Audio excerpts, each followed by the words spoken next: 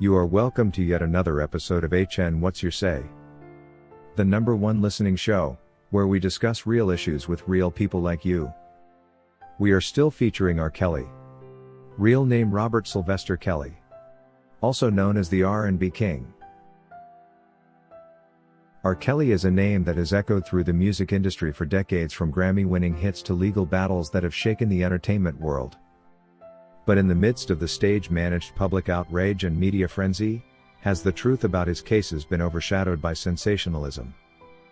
Today we're diving deep into the default judgment against R. Kelly and Don Russel, and the bigger question as to whether we are witnessing a fair legal process or a ploy to manipulate public perception.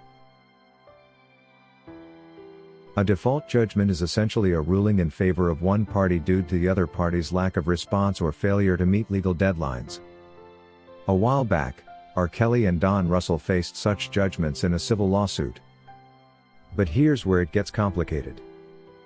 Critics argue that the judgment wasn't a reflection of guilt or liability but rather a procedural decision to favor the multiple accusers against R. Kelly. So why is this significant? And more importantly, why does it matter to the bigger picture? Case critics have raised serious questions about the motivations behind the lawsuit. It is believed that the default judgment was used as a strategic move to ensure financial payouts to adult accusers, and by this we mean the women who had been way above 18 when they met with R. Kelly.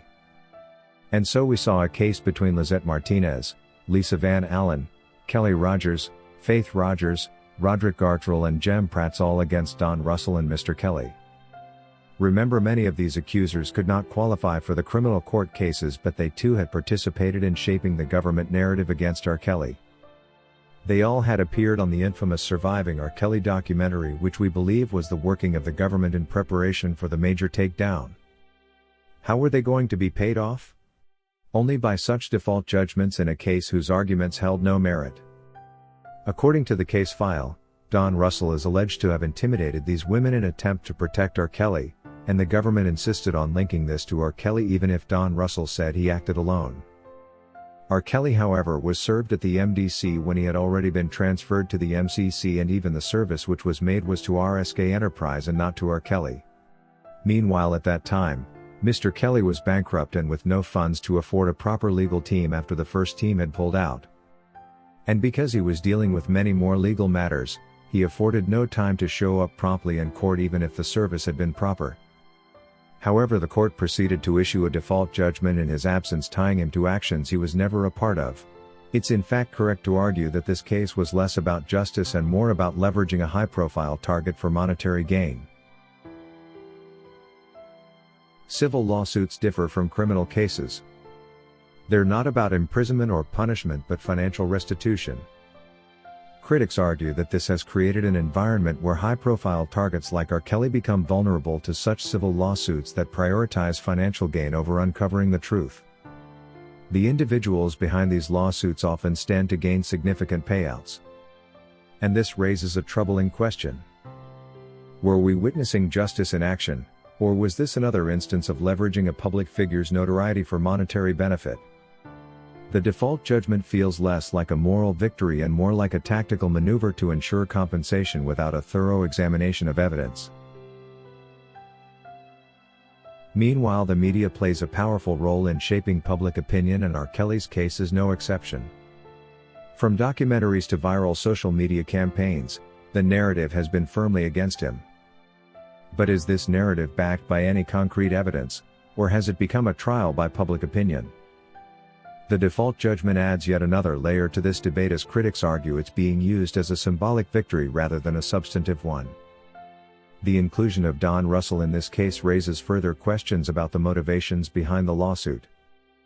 Critics suggest that implicating Russel may have been a strategic move to strengthen the case against Kelly and cause the world to think he actually operated a criminal enterprise, which ain't true.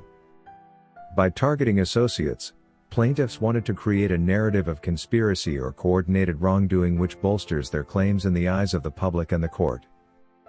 But without a fair trial, these default judgments remain procedural and do little to establish the actual truth of the allegations. R. Kelly's legal team has consistently maintained his innocence, pointing to inconsistencies in testimonies and a lack of concrete evidence. The default judgment, they argue, is not an admission of guilt, but a procedural outcome that doesn't reflect the merits of the case. Furthermore, the involvement of Don Russel, who also faced plenty backlash, raised questions about whether associates of high-profile figures are being targeted to build a broader narrative. This case is in fact a reflection of a legal system that can sometimes prioritize optics and theatrics over justice. The default judgment against R. Kelly and Don Russel highlights the need for due process, transparency, and an unbiased approach to the law. If we allow media narratives to dictate outcomes and judgments to take effect without defendants being heard, we risk undermining the very foundation of our justice system. At the heart of this debate is a simple question: do we believe in the principle of innocent until proven guilty? While public opinion is valid and important, it should never replace the need for a fair trial. R. Kelly, like anyone else, deserves the right to defend himself in a court of law. And as observers, we have a responsibility to seek the truth beyond the headlines. In the court of public opinion, R. Kelly has been tried and convicted. But in the eyes of the law, the story is far more complex. Whether you stand as a supporter, a critic, or somewhere in between, one thing is clear: the fight for justice must remain impartial. The default judgment is not the end of the story, but rather a chapter in an ongoing legal saga that will eventually be resolved.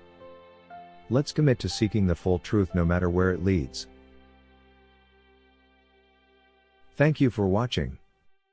If you found this analysis thought-provoking, don't forget to like, share, and subscribe.